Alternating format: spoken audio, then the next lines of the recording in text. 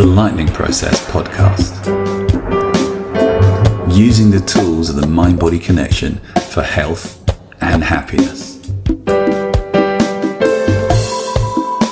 Hi and welcome to this episode of the Lightning Process podcast with me, Dr. Phil Parker. Welcome. It's January and I'm back at work, and I don't know what the first week of January is like for you, but for many people it's quite overwhelming. We've just come back from a break. Many people have had a break and they're back into work, the swing of things, getting kids back to school, New Year's resolutions, and it's a great time to reflect on where we're going, but it's also unfortunately a great time to start to feel overwhelmed by this change and shift stuff. So I'm going to be looking at overwhelm today. So overwhelmed is the quality of feeling like you've just got too much on your plate. You're feeling swamped, suffocated, just too much to do. And these are the key words to watch out for. Too much, so much.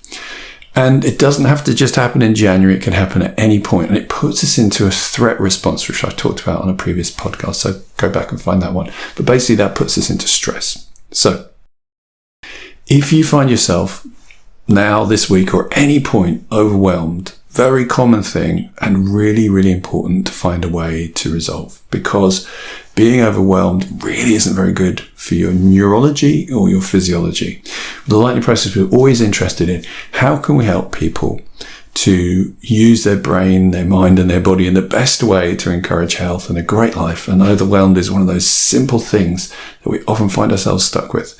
And simple because it's simple to get overwhelmed, but luckily it is also simple with some tools to resolve being overwhelmed. So what do we do? First thing, become aware when it's happening. Notice your tells, the things that say, I'm feeling this way. As I said, the phrase is there's so much to do or too much to do, or that kind of conversation in your head, or the sense that there's just this huge amount of stuff, like a cloud or like a tsunami coming towards you.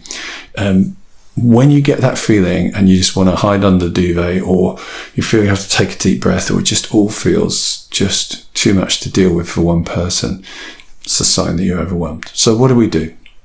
Well, one of the simplest things to do once we're aware of it is to notice how overwhelm occurs. And how it occurs is the way we think about it is we have all these things that we have to do, and the brain, they reckon, can only process about 7 pieces of information consciously at one time. So any more than that is too much. So when we have too much information, too many things to focus on, our brain just kind of crumbles under the pressure. So we're thinking, I've got to do this, I've got to do that, but I've also got to do that, and I've got to do that and that. And when we look at this, we'll see people will arrange it almost like a cascade, an avalanche of ideas. And I'm going to just pretend that this is you here. And you'll see, if you're watching on video, you'll see this sense of things coming towards you at high speed. And it's really difficult to focus on, because you've got to look at this, and then you've got to look at that, and then you've got to look at this and that. And so we have so many places our attention is being drawn to, our brain just can't cope, and we kind of close down at that point, we shut down. So how do we resolve this? Well, if you just mimic this quality of overwhelmed by moving your hands around in front of your face and trying to keep your focus on each finger as you move your hands around rapidly, you'll start to feel that feeling of like almost being dizzy, feeling like you're full, feeling like it's just too much information. So instead, as you do that, just slow your hands down, really slow them down, so they become like slow motion. Do that now, as long as it's safe to do this. You're not driving. Slow them down until they stop. And when they stop, we can see all the stuff we need to do. It's still too much, but at least it doesn't hit us in the same way it was moving. Now what we do is we choose one thing. So the key solution to overwhelm is ask yourself, okay, which one thing? Doesn't really matter which one it is. Just choose one. Okay. Could be the big thing, could be the small thing, could be the easy thing, could be the difficult thing. Doesn't really matter. Just choose one. What seems appropriate with the time frame that you have available to you right now. Choose that thing, focus on that, put that in front of you, and let everything else fade to the side. Almost like they're shuffling off the stage and just waiting in the wings. We'll look at them later. We're just going to focus on one thing because, interestingly, the brain is really not very good at multitasking. It can switch between tasks, but it's not very good at doing two things at the same time. So just do one thing. So focus on this thing. Allow yourself to ask yourself, okay, well, if I'm going to do this, how long will it take? Have I got the things I need? Who do I need to get involved? What things do I need to arrange to make this happen? Just by doing that, it moves it from this kind of thing that's this phantom, this spectre that's haunting you, to a thing that needs to be done, a task.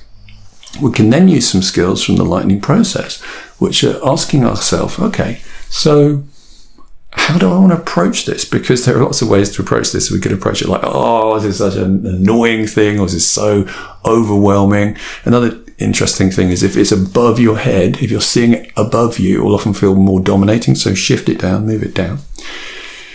And ask yourself, okay, how do I want to be around this? What if I took this easily? What if I was able to get in touch with what it feels like to start to feel a sense of lightness, a sense of possibility and hopefulness about resolving this as a starting point? Because if we start from a place of, oh, this is just going to be impossible, we're already in the wrong mindset. And the mindset we're in will affect what kind of neurology we bring on, how our physiology changes. Again, tracking back to that challenge and threat podcast, we talked about the difference between experiencing something as a threat or a challenge or an opportunity. A threat is something we feel like we just don't have what's required to resolve this. Yeah. So getting ourselves into a mindset like, okay, I reckon I can do this. Now, talking here about January, about overwhelmed, but this is super important for health. There's so much work now being done on. We know that physical health is affected by our diet, our exercise, what's going on within our physiological systems, and what's going on in our brain, because our brain has a direct impact on our physiology. So if we start with, oh, this is going to be such a difficult journey, this is going to be impossible, that is actually going to put us on the back foot to start with.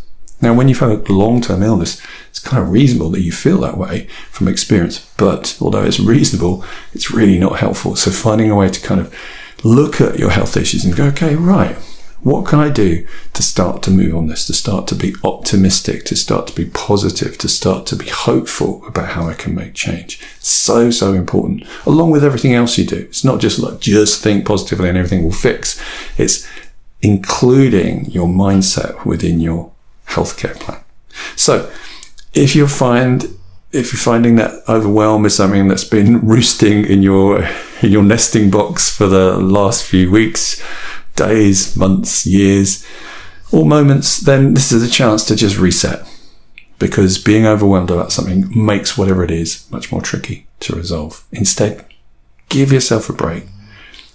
De-overwhelm, get yourself into a place where you can see things in perspective. Start to regain your sense of positivity and hopefulness and see what a difference that makes. There'll still be work to do, of course, but starting on the best foot is really going to make a difference. I will see you on the next one.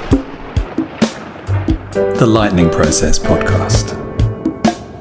Using the tools of the mind-body connection for health and happiness. If you'd like to know more, please visit us at lightningprocess.co.uk.